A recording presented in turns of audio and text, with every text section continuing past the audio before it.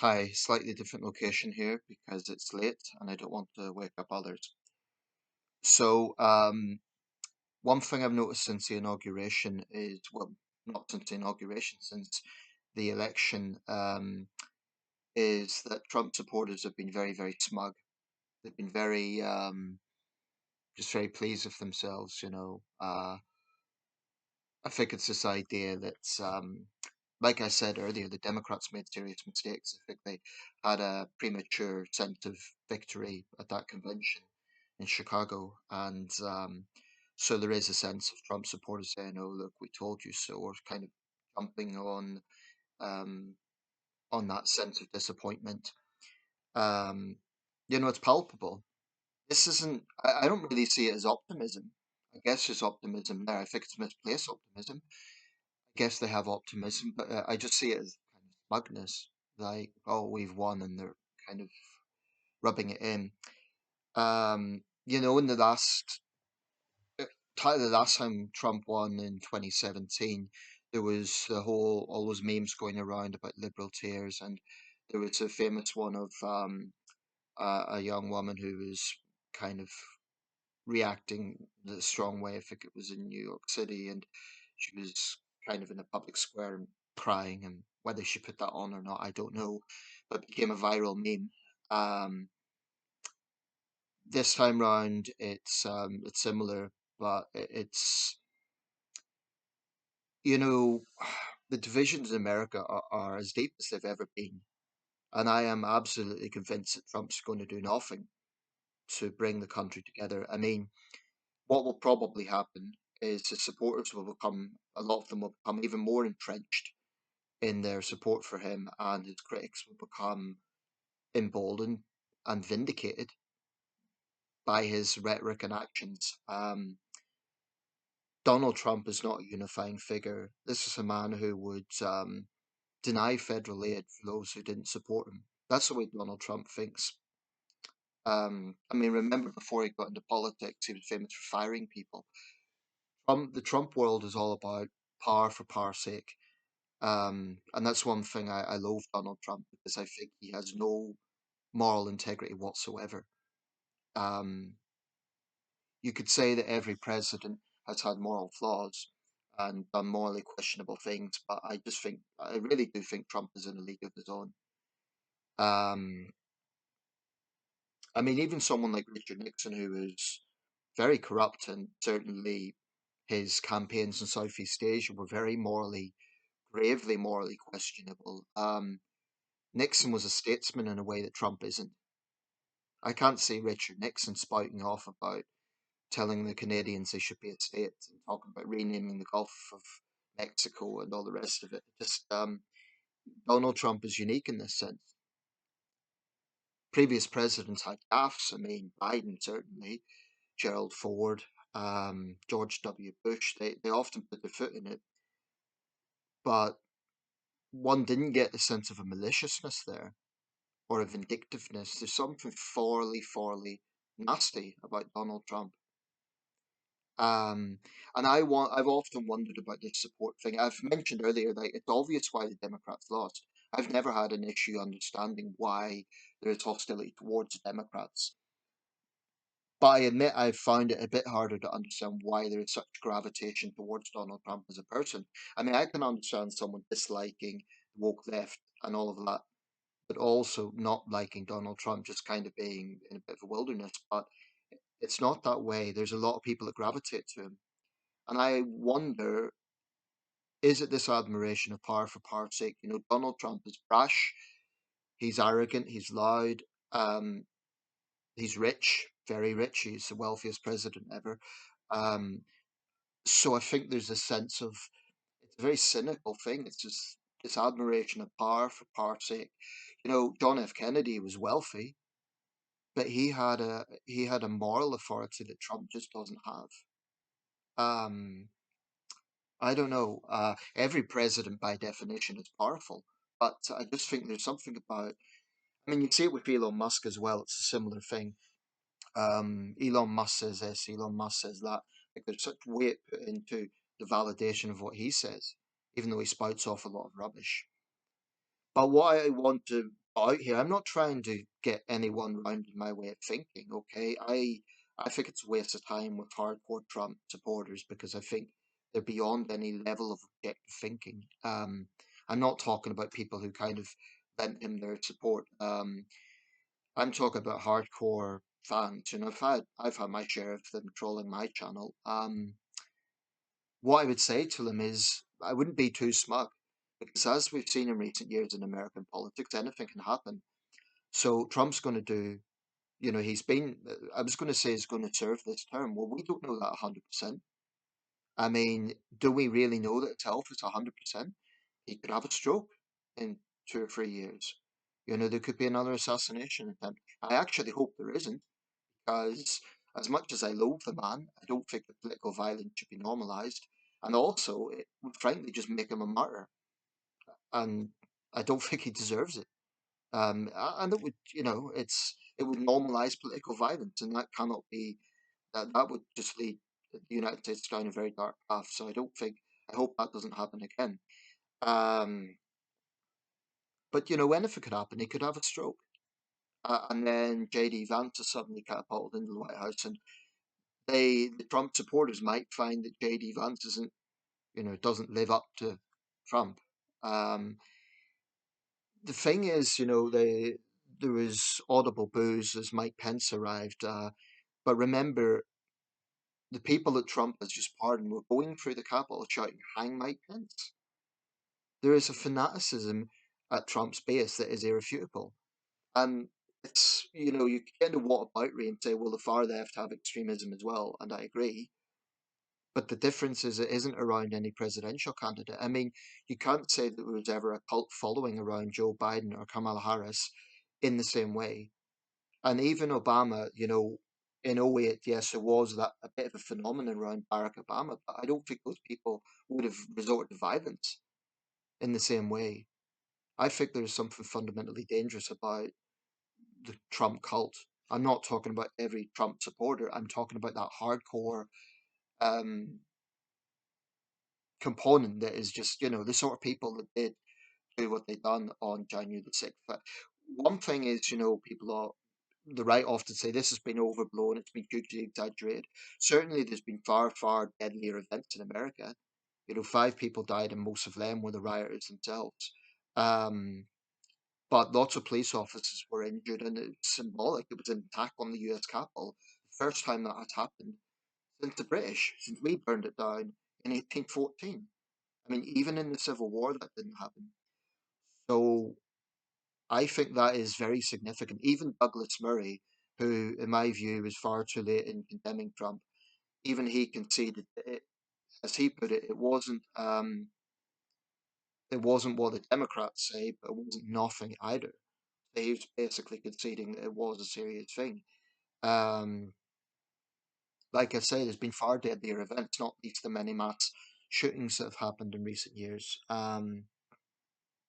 But the reason I say Trump supporters shouldn't be too smug.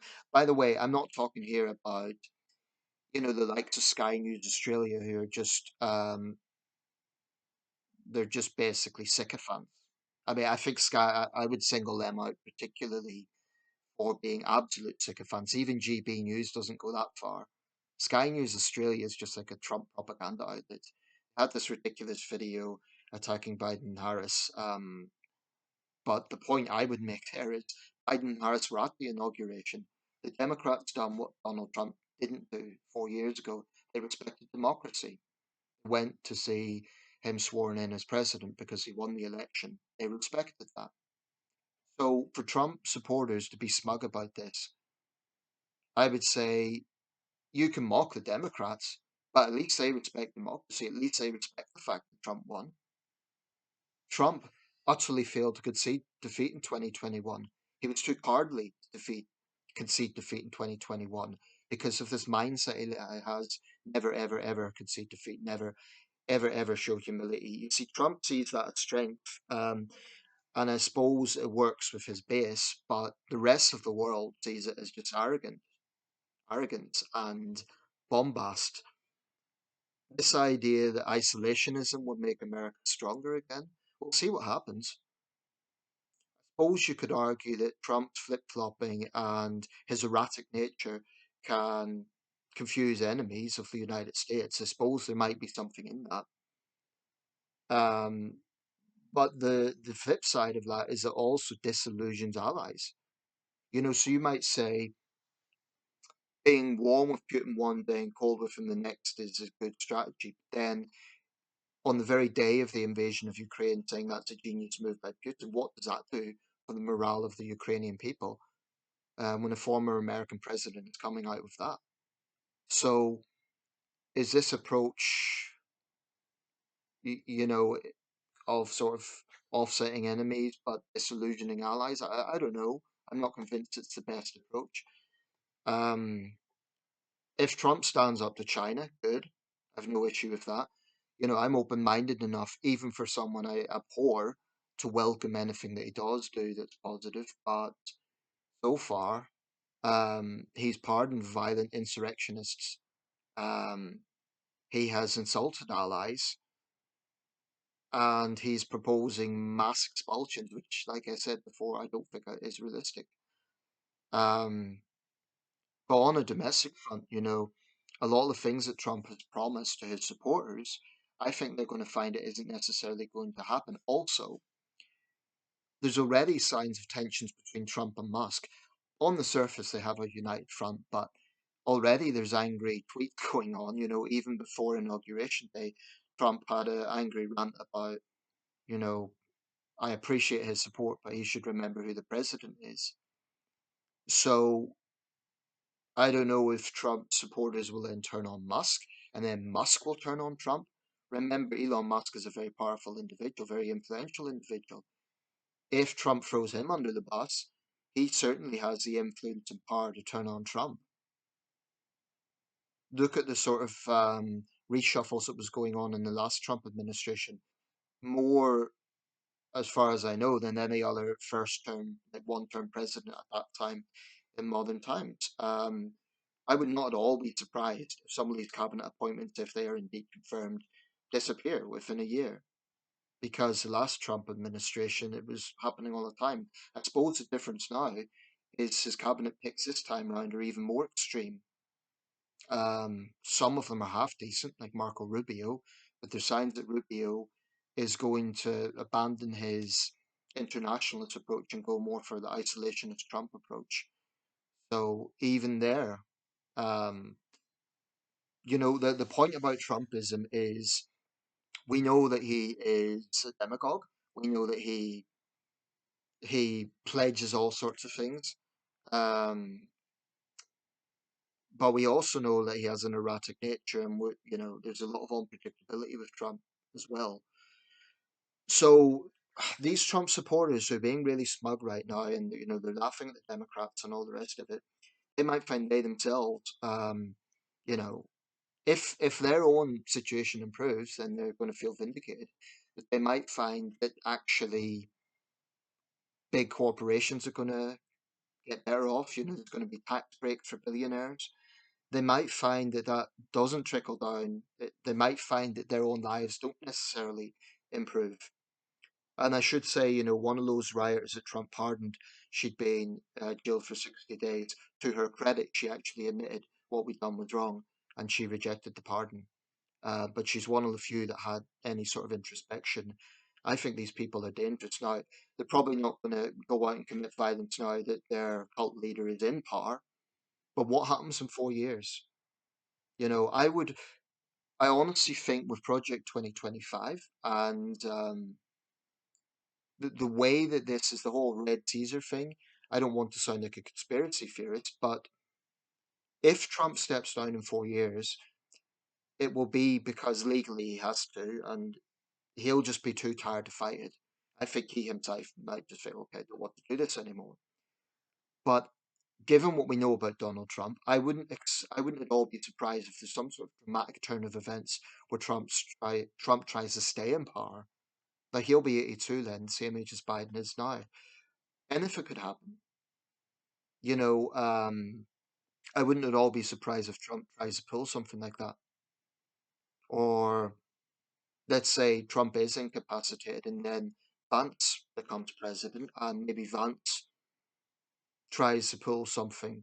What we know from Trump supporters is they do not respect democracy unless they're on the winning side. That's glaringly obvious. Um, I don't know. Right now the Trump supporters are being very smug because their candidate won. It was not the landslide that they're making it out to be, but he did win comfortably. Um, and so they're feeling very smug about Biden and Harris, and they're rubbishing them and all the rest of it. But I just think that we might see a lot of things happening in this administration. We might see a lot of internal feuding going on. You know, Donald Trump acts more like a Roman dictator than a democratically elected president.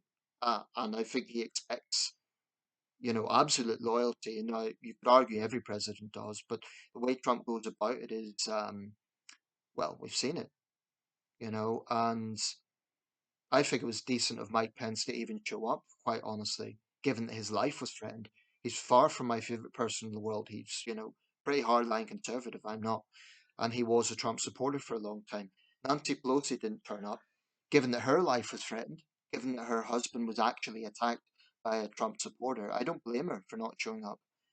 You know, the Democrats went there, Biden and Harris, because they're expected to, and because they were upholding Democratic norms. And I don't think you counter Trump by just lowering yourself to his level. So I respect them for doing that. Um, but they didn't actually. They could have been petulant and not showed up. They could have done exactly what Trump done 4 years ago, but they didn't.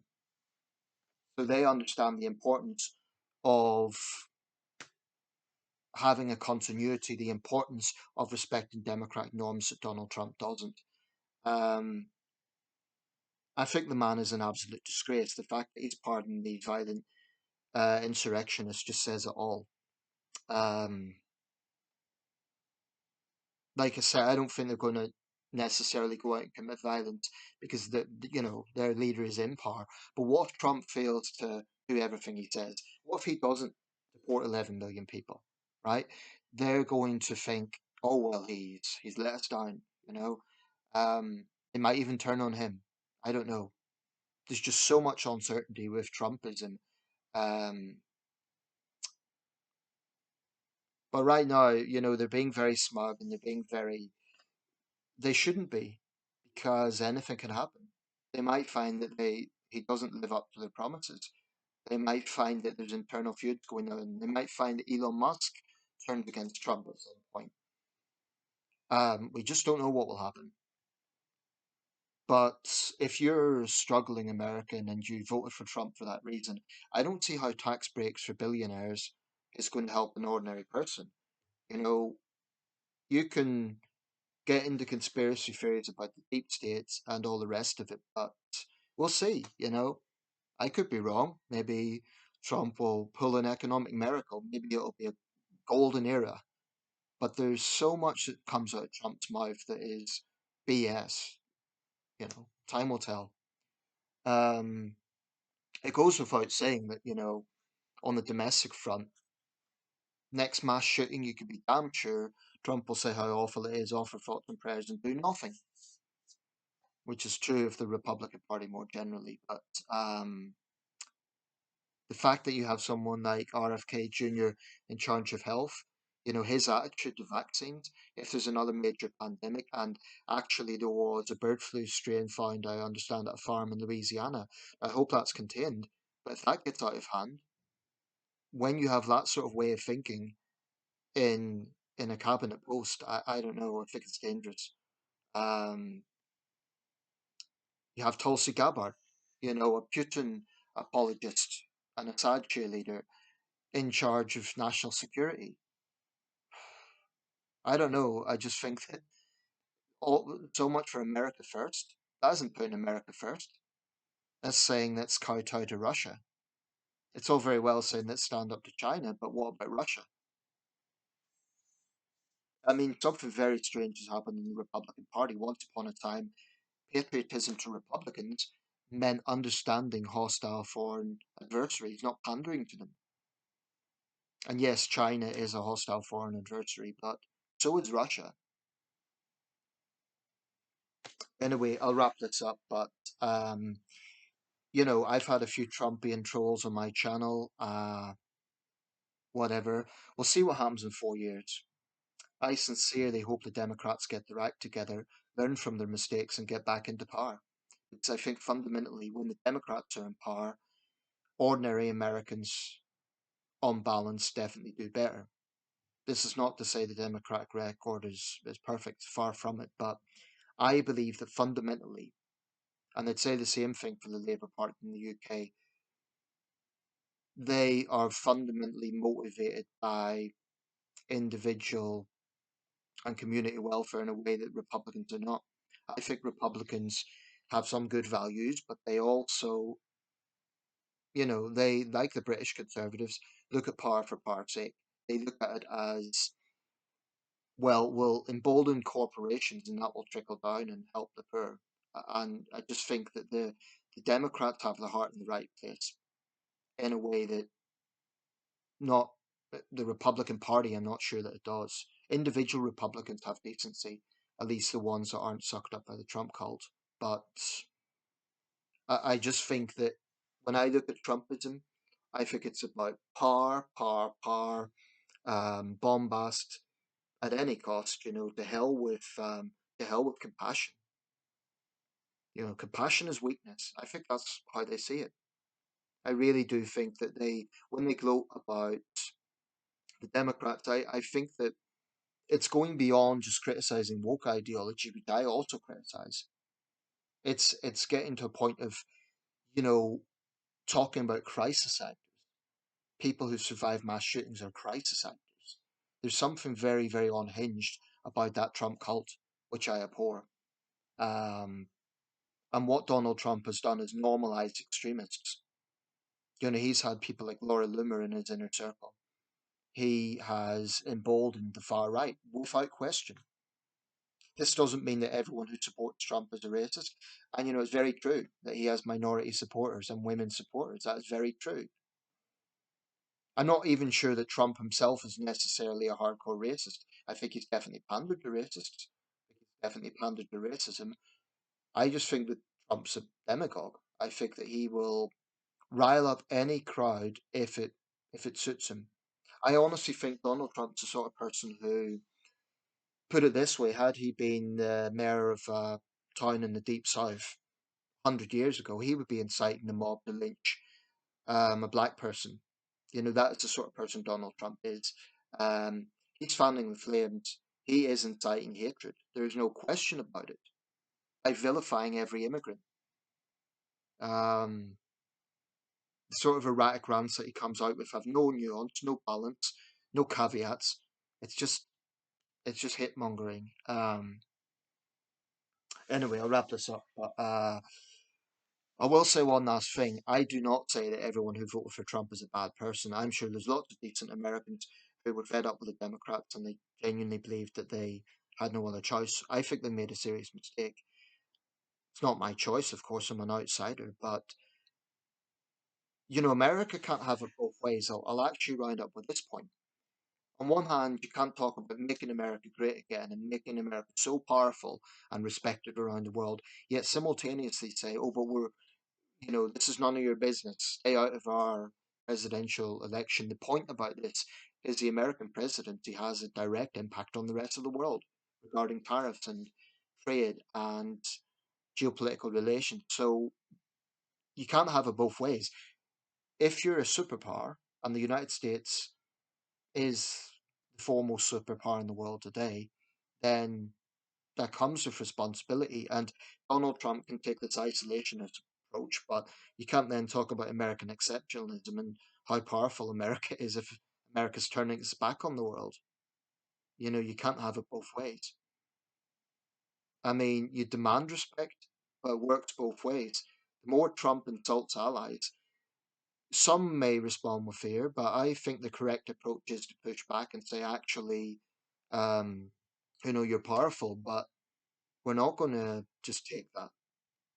I think, for example, Trudeau was right to say there's, I forget the term he used, but by Trudeau's standards, he, pushed back hard against the whole proposal to make Canada a state. And Canadian conservatives might say what they want about Trudeau, but that was an insult toward Canada. It wasn't just about Trudeau, it was an insult towards Canadian sovereignty. When I look at Sky News Australia being sycophants towards Trump, I think it's pathetic. What if Trump turns around and says Australia should be a state? Are they going to be okay with that? I mean, these Trump sycophants, I think we get them in Britain as well. It's just, oh, well, we know he has bombast. We know he says he thinks, but we better please him. It's pathetic. It really is groveling. I am so pleased that I'm not living in the United States right now. This country has plenty of problems, but I do think it would turn my stomach to think of living in America under Trump. Um, yeah, I'll wrap this up.